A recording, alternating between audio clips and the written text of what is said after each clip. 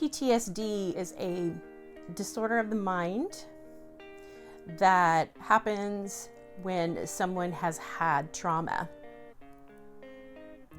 There are two kinds of PTSD.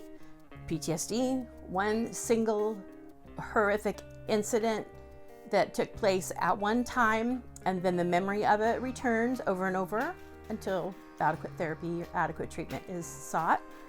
CPTSD, complex PTSD, is when that horrific event occurs over and over and over through months, even years. So if you love someone who has complex PTSD, you've probably already realized that they do not have a very long fuse when it comes to emotions. You can be having a conversation and it starts to get a little bit tense, and then boom, the next thing you know, their emotions are like bubbled up and all over the place, and it's most likely going to be your fault it happened. So I want to give you guys a little tip to use. I call this tip fizzing. The person with CPTSD walks around with their internal cup about half full all the time. Imagine, if you will, if you had a glass that was half full of soda and you poured the rest of the soda in, it wouldn't take very long to fill the glass and then overflow it.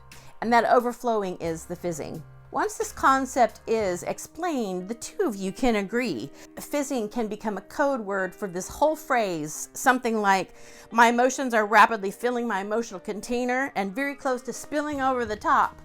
I found it's best to have a code word in place of a lengthy paragraph when emotions are beginning to flood. So ahead of time, agree that once fizzing is implemented, the current conversation gets tabled, the person with CPTSD gets time to self-regulate, and the conversation is tabled for a future time. It should be part of the initial agreement between the two of you what length of time it is that you'll return to the conversation. I'm fizzing means this is too much right now. My old trauma pattern is engaged and I'm unable to track right now. Go ahead and give it a go and come back and tell us how it went.